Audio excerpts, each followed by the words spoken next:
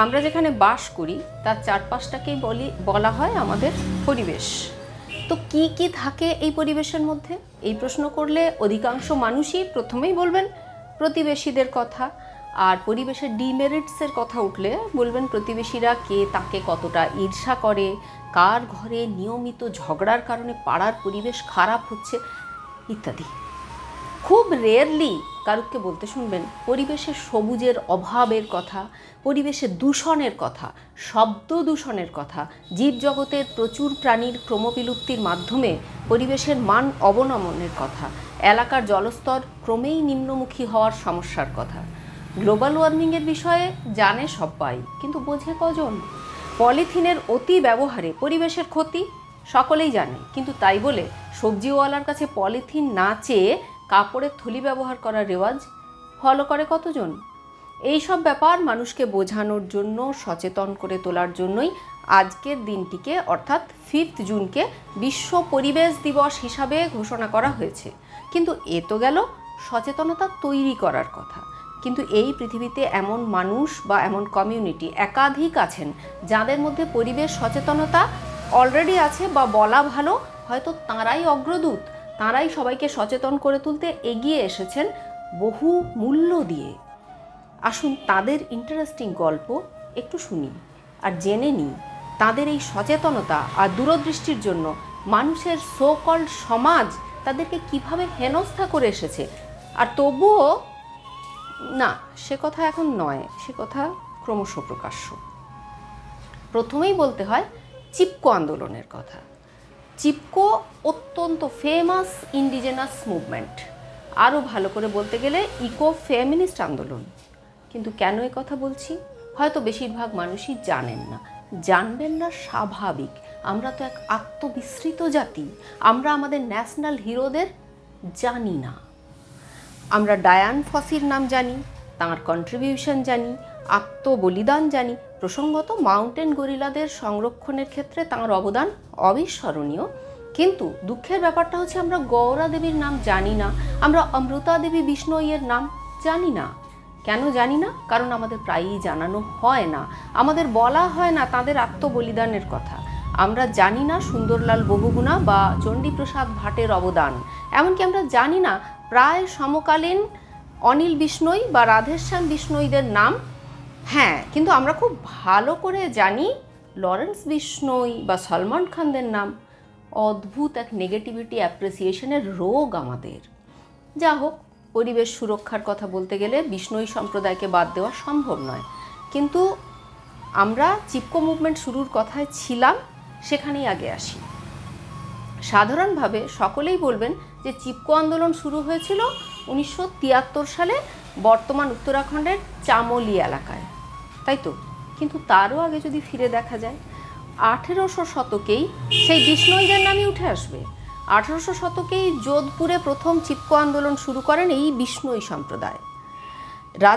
রাজা তাঁদের এলাকায় গাছ কেটে ফেলবার জন্য লোক পাঠিয়েছিলেন এবং সম্পূর্ণ নিরস্ত্র মহিলারা এই খেজড়ি গাছ, ওগুলোকে ওনারা খেজড়ি গাছ বলেন, খেজড়ি গাছকে জড়িয়ে ধরে ব্যারিকেড করে এবং বলে এই গাছেরা আমাদের ভাই, আমরা জীবিত থাকতে তোমরা এদের কাটতে পারো না। তলিয়ে ভাবতে গেলে চোখে জল এসে যায়। অন্যান্য রাজপুত বীরাঙ্গনাদের নামের পাশে এনাদের ঠাঁই হয় না কেন বলতে পারেন? এই আন্দোলনের নেতৃত্বে ছিলেন একজন নেহাতি ঘরোয়া মহিলা অমৃতা দেবী বিষ্ণই, যার নাম আমি একটু আগেই মেনশন করেছি। রক্তাক্ত এই আন্দোলনে 363 জনের প্রাণ যায় এবং তবুও বিষ্ণইদের পিছু হটানো যায়নি। অবশেষে রাজা তাঁর লোকেদের আদেশ দেন যে যেখানে বিষ্ণইদের বাস সেখানে কোনো গাছ কাটা যাবে না। এই হলো চিপকো আন্দোলনের প্রথম ভাগ। এর পরের বৃহৎ চিপকো মুভমেন্ট আমরা দেখতে পাই 1973 সালে চামোলিতে। সেখানে কি হয়েছিল? সেখানে ভারত চীন যুদ্ধের পরে খুব স্বাভাবিকভাবেই সীমান্তে পরিকাঠামো উন্নয়নের উদ্যোগ নেয় ভারত সরকার। সেই কাজের জন্য বিদেশি কোম্পানিকে বরাত দেওয়া হয়, আর তাদের লোভী দৃষ্টি পড়ে জঙ্গলের গাছের তথা কাঠের ওপরে। ব্যাপক হারে গাছ কেটে লগিং করতে শুরু করে তারা। এবার স্থানীয় মানুষ যারা সেখানে থাকতেন তারা তাদের খাদ্য, বাসস্থান, জ্বালানি সবই পেতেন ওই জঙ্গল থেকে। তাদের জীবন জীবিকার স্থায়ী উৎস ছিল ওই জঙ্গল। তারা শুরু করে চিপকো আন্দোলনের দ্বিতীয় পর্যায়ে। এদেরও অগ্রভাগে ছিলেন গৌরা দেবী নামে একজন মহিলা। এই ঘটনার সূত্রপাত হয় এই এলাকার রেনি গ্রামে। প্রত্যেক ক্ষেত্রেই মহিলারাই এই আন্দোলনের প্রাণকেন্দ্র হিসাবে থাকার কারণেই এই আন্দোলনকে গুগল অত্যন্ত সঙ্গতভাবেই ইকো ফেমিনিস্ট আন্দোলন বলে আখ্যা দিয়েছেন। এই চামলির মহিলাদের কাছে বিষ্ণুইদের মতো হয়তো কোনো প্রকৃতি সংরক্ষণের জীবন দর্শন ছিল না, কিন্তু ছিল জীবনের দায়, ছিল সংসারের প্রতিটি মানুষ আর পোষ্যদের মুখে খাদ্য তুলে দেবার দায়িত্ব, যেটা মহিলারাই পালন করেন বেশিরভাগ।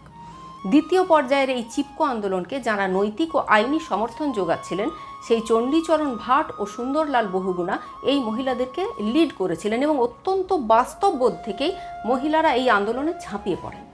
শেষ পর্যন্ত তৎকালীন প্রধানমন্ত্রী ইন্দিরা গান্ধী এই আন্দোলনকারীদের দাবি মেনে নিয়ে কোম্পানির লগিং কন্ট্রাক্ট বাতিল করেন। এই সুন্দরলাল বহুগুণা সারা জীবন কাজ করে গেছেন বৃক্ষ সংরক্ষণ ও হিমালয়ান রিজিয়নের প্রাকৃতিক পরিবেশ সংরক্ষণের জন্য। লোকাল ভিলেজার্সদের তিনি শিখিয়েছিলেন সেই বিখ্যাত principle, ecology is the permanent economy, অর্থাৎ প্রকৃতি পারে একটা সাস্টেইনেবল ইকোনমি প্রোভাইড করতে। এরপর চলে আসি আবার সেই বিষ্ণুইদের কথায়। আধুনিক যুগের পরিবেশ আন্দোলনের গুরু বলা যায় তাদেরকেই। বিভিন্ন ডকুমেন্টারিতে এদেরকে নেচার্স মার্টিয়ার্স বা প্রকৃতির যোদ্ধা শহীদ, দ্য অরিজিনাল কনজারভেশনিস্ট ইত্যাদি বলে সম্মানিত করা হয়েছে। প্রচুর পরিবেশ সংক্রান্ত অ্যাওয়ার্ডও পেয়েছেন বিষ্ণুই সম্প্রদায়, সেসবে ডিটেলসে যাচ্ছি না। বিষ্ণুইরা হিন্দু ধর্মেরই একটি সম্প্রদায় যারা বিষ্ণুর উপাসক এবং যারা গুরু জাম্ভেশ্বরের দেখানো পথে চলেন এবং তার নির্দেশিত 29টি নীতি সম্পূর্ণভাবে মেনে চলেন।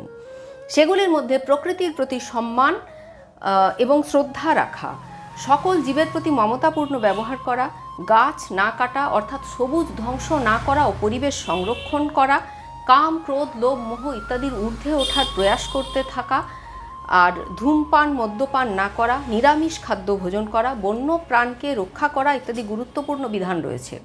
এই বিধানগুলি বিষ্ণুইরা কতটা সিনসিয়ারলি ফলো করেন তার জলজ্যান্ত উদাহরণ হলো সলমান খানের কৃষ্ণসার হরিণ হত্যার বিরুদ্ধে বিষ্ণুইদের আপোষহীন লড়াই।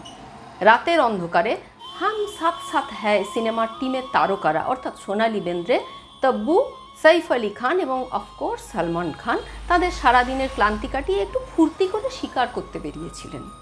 আর শিকার করেছিলেন ভারতের লুপ্ত প্রায় নিষিদ্ধ তালিকাভুক্ত এবং বন্যপ্রাণ সুরক্ষা আইনের শিডিউল 1 তালিকাভুক্ত দুটি কৃষ্ণসার হরিণ অর্থাৎ ব্ল্যাক বাক এবং একটি চিঙ্কারা হরিণ। কিন্তু সলমান খানের দুর্ভাগ্যবশত এলাকাটা বিষ্ণুই সম্প্রদায়ের বাসভূমি ছিল, আর গুলির আওয়াজে বিষ্ণুইরা একত্রিত হয়ে তাদের তাড়া করে, কিন্তু তারা পালিয়ে যান। বিষ্ণুইরা সলমান সহ সব কজন রূপলী পর্দার হিরো হিরোইনদের কোর্টের কাঠগড়ায় টেনে তুলে দেয়। ইভেন সলমান খানদের গাড়ির ড্রাইভারও পরিষ্কারভাবে ম্যাজিস্ট্রেটের সামনে দাঁড়িয়ে বয়ান দেয় যে সলমান খান হরিণ মেরেছিলেন। এই দুঃসাহসের দাম তাকেও দিতে হয়েছিল। তার পরিবারের লোককে অপহরণ করে তার মুখ বন্ধ করার ব্যবস্থাও করা হয়। যোধপুর কোর্টে সলমান খানের 5 বছরের জেল আর 10,000 টাকা জরিমানাও হয়েছিল। তারপরের ইতিহাস অতি দীর্ঘ, কখনো অপহরণ, কখনো অত্যাচার ইত্যাদি বিপর্যয় চলে সাক্ষীদের উপর দিয়ে, কিন্তু বিষ্ণুইদেরকে যথারীতি পিছু হটানো যায়নি। এটা আমাদের আইন ব্যবস্থার অক্ষমতা যে সলমান খান একের পর এক অপরাধ করেও মাত্র 18 দিন জেলে কাটিয়েছে, আর সেই জেল তাকে দেওয়াতে পেরেছিল কেবল বিষ্ণুইরাই। বিষ্ণুইদের সাথে সলমানের চিরশত্রুতা তৈরি হয় এই ঘটনা থেকেই। হরিণ যে সলমান খান হত্যা করেছিলেন সে তো তাঁর কথার অসঙ্গতি থেকেই পরিষ্কার বোঝা যাচ্ছিল। এনডিটিভিকে দেওয়া সাক্ষাৎকারে সলমান বলেছেন, আমি ঝোপের মধ্যে আটকে যাওয়া একটি হরিণ শাবককে দেখি, আমি তাকে মুক্ত করে দিয়ে জল খাওয়াই, আবার বিস্কুট খাওয়াই, তারপরে ছেড়ে দিই। সলমান খানের উকিল তো আরও এক ধাপ এগিয়ে বলেছেন, রাতের অন্ধকারে একা একা সলমান ওখানে কি করে যেতে পারে। তো এই পয়েন্টে তো নিজের উকিলের সাথেও সলমানের কথা মিলল না। মিস্টার ভাইজান, বন্য হরিণ আপনার পোষা কুকুর নয়, আপনার হাতে স্থির হয়ে রইল, আবার বিস্কুট খেলো এবং অবশেষে গুটগুট করে চলে গেল। এইসব আষাঢ়ে গল্প পরিষ্কারভাবে বুঝিয়ে দেয় যে কী ঘটনা হয়েছিল। আবার সলমান খানকে কনস্পিরেসি থিওরিও দিতে দেখা গেছে। তিনি এরকমও বলেছেন যে দিন দুপুরে মানুষ খুন হলে লোকে কথা বলে না, আর রাতের অন্ধকারে হরিণ মারা হলে 51 জন সাক্ষী জুটে গেল, সব কনস্পিরেসি। এই যে কথাটা, এইটাই বুঝিয়ে দেয় যে সলমানরা বোঝেননি যে এটা দিল্লি বা মুম্বই নয়, খুন হলেও লোকে চোখ বন্ধ করে চলে যাবে না বা বড়জোর টাকার লোভেই মুখ বন্ধ করে দেবে না। এটা ঐতিহ্যবাহী বিষ্ণুইদের গ্রাম। টাকা নয়, তারা প্রিন্সিপলে চলেন। এইখানেই সলমানদের হিসাবে ভুল হয়ে গিয়েছিল। আর বলিহারি যাই এদেশের জনগণকে, এনারা এত অসচেতন যে এই সলমান খানকে এনারা হিরো মনে করেন আজও। আর লরেন্স বিষ্ণুইকে রবিনহুড মনে করেন। কিন্তু বাস্তব ঘটনা হলো লরেন্স বিষ্ণুই আর সলমন খান একই মুদ্রারই দুটি পিঠ। দুজনেই আসলে আইনের অপরাধী, আর অপরাধীরা সমাজের কথা, জগতের মঙ্গলের কথা কখনোই ভাবেন না। তারা কেবল নিজেদের আখের গোছান, আর কিচ্ছু নয়। তাতে কে বাঁচলো কে মরলো সেসব তাদের ম্যাটার অফ কনসার্ন নয়। ব্ল্যাকবাক হত্যা করার ইস্যু নিয়ে লরেন্স বিষ্ণুই কোনোদিন একতিল কাজও করেননি। হিরো যদি ভাবতেই হয় তাহলে তাদেরকেই ভাবুন, যারা প্রাণ সংশয়ের তোয়াক্কা না করে পরিবেশকে সংরক্ষণ দিচ্ছেন, যারা প্রাণ নিচ্ছেন অসহায়ের, তারা ভিলেন। তবে পরিবেশের জন্য লড়াই কিন্তু তা বলে নোটে গাছটি মুড়োনোর মতো সরল গল্প নয়।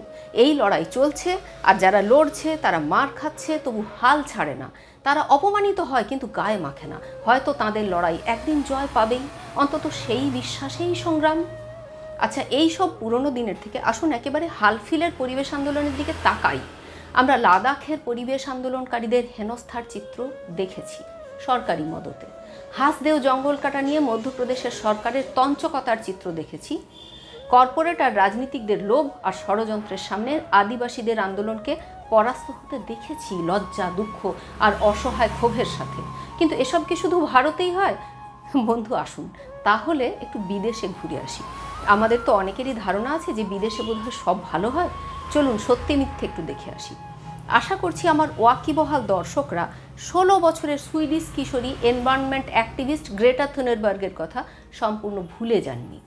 নিজের বন্ধুবান্ধবদের নিয়ে যে ছোট্ট মেয়েটি সংসদের সামনে প্রতি শুক্রবারে ধর্ণা দিত ওয়ার্ল্ড লিডারদের পরিবেশের প্রতি আরও বেশি মনোযোগ দেওয়ার দাবিতে। সমস্ত পৃথিবীর নজর কেড়েছিল এই অভিনব এবং সাহসী আন্দোলন। কিন্তু এই বাচ্চা মেয়েটির পরিবেশ সংক্রান্ত দাবিকে কতটুকু মনোযোগ, কতটুকু সম্মান দিয়েছিলেন সো-কল্ড বিশ্ব নেতৃত্ব? ও আচ্ছা, গুরুত্ব দেননি বাচ্চা মনে করে, এটাই ভাবছেন তো? তাহলে শুনুন, গ্রেটা থুনবার্গ যখন পরিবেশ সচেতনতা তৈরির, সমগ্র বিশ্বে পরিবেশ সচেতনতা তৈরির জন্য টাইমস ম্যাগাজিনের অ্যাওয়ার্ড পান, তখন দাদুর বয়সী ট্রাম্প তার নাতনির বয়সী এই সাহসী মেয়েটিকে ভেঙেচি কেটেছিলেন এবং তাতেই ক্ষান্ত না হয়ে আরও বলেছিলেন, Greta must work on her anger management problem. Chill Greta, chill. বলুন তো ভিউয়ার, যদি একটি 16 বছরের কিশোরীর কাছে অ্যাঙ্গার ম্যানেজমেন্টে তিনি এত বেশি আশা করেন, তাহলে তার নিজের অ্যাঙ্গার ম্যানেজমেন্টের বিষয়ে কি বলা উচিত? একটি বাচ্চা মেয়ে বলে তাকে কিন্তু রেয়াত করা হয়নি। তার ব্যক্তিগত জীবন নিয়েও সমালোচনা করা হয়েছে, যা কোনোভাবেই কাঙ্ক্ষিত নয়। তার মানসিক স্বাস্থ্য নিয়ে ইঙ্গিত করা হয়েছে। এমনকি এরকম কথাও বলা হয়েছে যে একজন মেয়ে হয়ে পরিবেশের মতো সিরিয়াস বিষয়ে যুক্তিপূর্ণ মতামত দেওয়ার ক্ষমতা তার থাকতে পারে না, যেন ছেলেরা সব পরিবেশকে উদ্ধার করে দিচ্ছে আর মেয়েরা সেটা বুঝতে আর পারছে না। পরিবেশ নিয়ে নারী পুরুষ নির্বিশেষে ওয়ার্ল্ড লিডাররা তো বড় বড় গ্লোবাল সামিট করছেন। কি হয়েছে তাতে আজ পর্যন্ত? কিছু মিথ্যে প্রতিশ্রুতি পৃথিবীর বাতাসে ভাসিয়ে দেওয়া ছাড়া আর কিছুই করা হয়নি। সেটাই গ্রেটা থুনবার্গ বলে দিয়েছিলেন, সেই জন্যেই তাকে এই সমস্ত গালমন্দ সহ্য করতে হয়েছে। যাই হোক, আশা করছি এই সব ঘটনার পরিপ্রেক্ষিতে আপনি বুঝতে পারছেন যে পরিবেশকে এক্সপ্লয়েট করা নিয়ে প্রশ্ন তুললে পরিবেশ নিধনকারীরা কতটা হিংস্র আর নির্লজ্জ হয়ে উঠতে পারে, যে বয়স্ক লোকেরাও একটি বাচ্চা মেয়েকে ভেঙচি কাটে একটু মমতা, একটু কনসিডারেশনের চোখে পর্যন্ত দেখতে পারে না, তাকে ব্যক্তিগত আক্রমণ করে। সবশেষে আবারও ফিরে আসি আমাদের দেশের কথায়। ধীরে ধীরে হলেও পরিস্থিতি একটু করে হয়তো পরিবর্তিত হচ্ছে। সাম্প্রতিকতম পরিবেশ আন্দোলন অন্ধ্রপ্রদেশের কচ্চাগাচ্ছি বৌলির কথা মনে আছে তো ভিউয়ার? এই বিষয়েও আমাদের ভিডিও আছে, না দেখে থাকলে দেখে নিতে পারেন। খুব সংক্ষেপে বলতে গেলে অন্ধ্রপ্রদেশের সরকার সেখানকার হায়দ্রাবাদ ইউনিভার্সিটির পাশে বিস্তীর্ণ এবং বন্য জন্তু জানোয়ারে পূর্ণ জঙ্গল রাতারাতি কেটে সাফ করে নিয়ে নিচ্ছিল এবং সেখানে শিডিউল 1-এ লুপ্তপ্রায় তালিকার বেশ কিছু প্রাণী থাকে। যাই হোক, ছাত্রছাত্রীদের তীব্র আন্দোলন এবং কিছু প্রফেসরদের সহযোগিতায় অবশেষে সরকার পিছু হটতে বাধ্য হয়, আর কেসটি আপাতত কোর্টের বিচারাধীন। এটুকু দেখে আশা হয় যে আস্তে আস্তে হয়তো mainstream public, so called শিক্ষিত জনতা পরিবেশ রক্ষার গুরুত্ব বুঝতে শিখছে। যত তাড়াতাড়ি শেখে ততই মঙ্গল, কারণ আর কিন্তু বেশি সময় নেই মানুষের হাতে। পরিবেশের বিষয়ে সচেতন হতে হতে যদি অনেক সময় লেগে যায়, তবে হয়তো তখন আর কিছুই করার নাও থাকতে পারে।